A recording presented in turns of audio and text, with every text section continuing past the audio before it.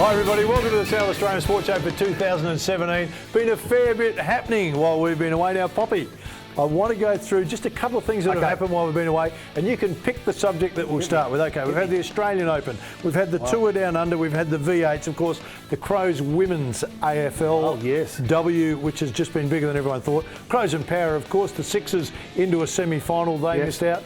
Where would you like to start? Well, you didn't mention Test cricket either. Test cricket, well, Kohli and Smyth, they've been having a little to and fro. Actually, you know what, where we should start, I think, is the biggest surprise of all of those, and we've seen some Federer winning the Australian Open? No, bigger than that. I think Women's AFL? Yeah. I think the success of the AFL Women's League has absolutely surprised everyone. Now, I was its biggest critic, and I'm not 100% sold, but the fact is this. The spectators have voted with their feet in no uncertain terms, and who would have thought that on that first game we're treated with a lockout at Princess Park, where you've got the CEO apologising. Thurbridge Oval's been amazing. At one stage there, we were looking at having a grand final to a sold-out Adelaide Oval. What? 12,000 plus at Norwood Oval. Amazing. A couple of weeks ago. Yeah, credit where it's due. It's been fantastic. It really has been great. What has surprised you the most, other than the crowds, for me it has been, you know, there's been criticism about the school. I think we have to accept that because part-time players working other jobs, so they're doing two things, not just the one, but the intensity that they play with, the passion and the enthusiasm is infectious. I think that's what's drawing the crowd more than anything, is that they look like they're enjoying. They've got an opportunity to do something they thought they'd never get to do. I think that is what's exciting the crowd perhaps more than anything else. You're right, and it actually got to the stage when I saw the first JLT Community Cup, where the skills were so smooth and there was no or very little physical contact, that I thought, hang on, this isn't what I like watching. I don't like watching it because, yes, the skills are poor, but there's physical contact. You always feel as though it's on the edge. Now, we haven't seen injuries, really, too many, or reports, or too many, but the fact is we've seen plenty of contests. So I'm not overly sold, but I am a little excited about it. All right, tell me how you account for this, though. Over 12,000 people at Norwood Oval. Power and Crows play on the same weekend. Biggest crowd, 4,000. Then 3,000 for the other game. Is it because this is playing for points? This one's a practice game? It must be. Okay, you pay for one to get in, but that's not the point. When you've got 50,000 that go to a Crows game in 2 weeks' time, I can't understand why you wouldn't get 15,000 going to watch them in a trial game against good opposition, not fair, good opposition, that you're getting more to a game, a female game. I don't line it up. I don't care whether they say one's a practice, one's for points. That doesn't make sense to me. I think we've been educated. I think the fans now know that if I go to a practice game, they're going to be trialling some young kids. There's not a win on the end of it, because the coaches have all said that. That the pre-season JLT is pre-season. The last game perhaps is serious when they're starting to put things in place. So I think the fans have got educated in saying, well... So what's the answer, Smythy? They have to play the game. But look, let me give you the answer. You can't compare the crowds. It was sort of a rhetorical question. You can't compare the crowds is what I'm saying. No, you can't, but you need to put something on the end of the pre-season cup. So let me tell you this. The winner of the competition gets 2 points. Runner-up gets... you draw the fans in that. Well, all of a sudden you're playing for something. Yeah, that's got a little bit to it, but I don't think you can do that. I just think the pre-season is what it is, is pre-season, and what happens after that is real. I want to ask you, getting off that for a minute, though, Federer, Nadal, final in the Australian Open. Now, it's not something you thought would happen. I think most people would have thought it's going to be Djokovic and... Murray, were you surprised? Look, I was surprised, but you know what? It was one of the most brilliant sporting events I can recall seeing in recent times.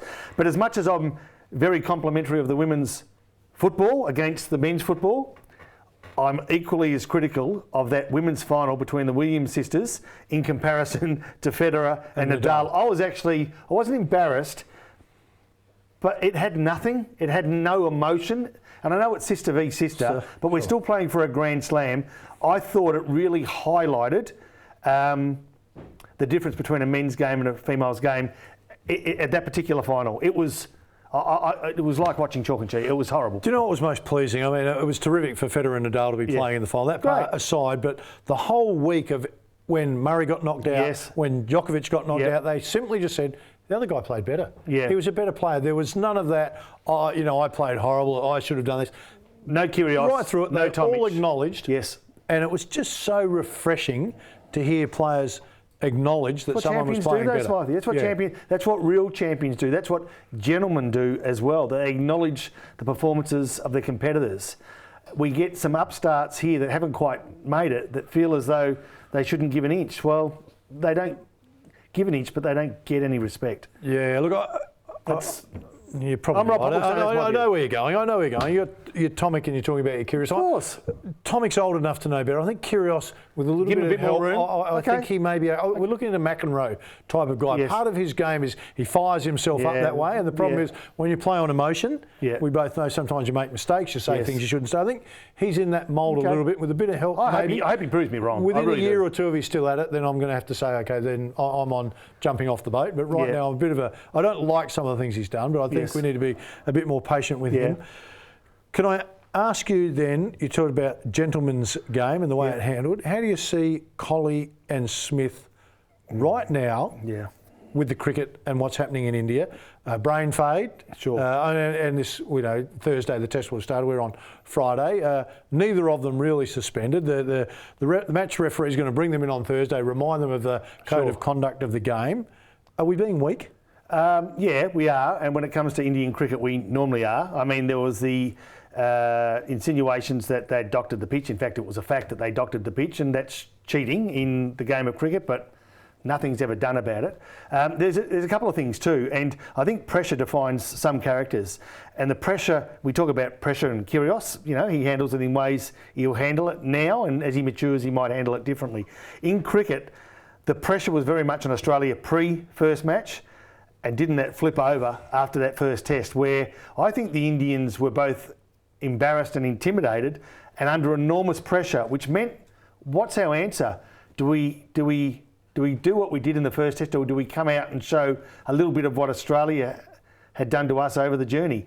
And they came out with some aggression that probably surprised the Australian side. I mean, you know, they were that was an Indian side that I hadn't seen before. A little bit of swagger, and I don't mind it. You know, you're going to give it. You've got to expect to get it every so often. There's only two things you can do about the doctoring of the pitch. And Darren Lehman's right. The away team gets to decide whether they bowl or bat. I think that's the easy option. The second option, after talking to Les Burdett yesterday, is that they bring in neutral curators to prepare the wicket. So right now, what sort of time though leading up do they need him for? Well, let's say they need a month. Okay, well, that's not too bad. You know, but right now, the Indian curator has no choice. If he doesn't do what he's told, he's going to lose his job. Yeah. And there's not a lot of spare jobs floating around. Well. So exactly right. So that poor bloke's got no chance. So you need to take it away from him because he can't do it. Yeah. Second one I want to ask you about Collie, because he's been getting a whole lot of flack here in the paper. Now, if he was captain of Australia and he was doing that here in Australia because he's passionate about India, he wants to win, he's clearly recognised that if he can get in Smith's head and cause him some problems,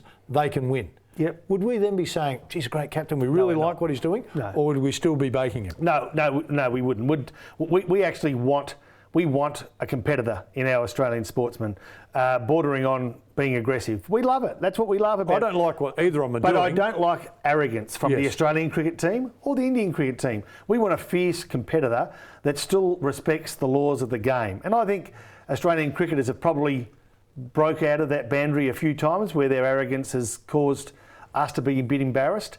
I think they just got what they got. And now, third test, wow, we've got something happening now. All right, stay with us on the show. Bowls is coming up, the Southern Footy League. We've got show jumping petanque. For those that don't know, you'll have to watch and find out. Well, you've given it away. And of course, Rocky Butterworth, our Rove reporter, is out having a chat with Jeff Potter. Plenty to come on the show.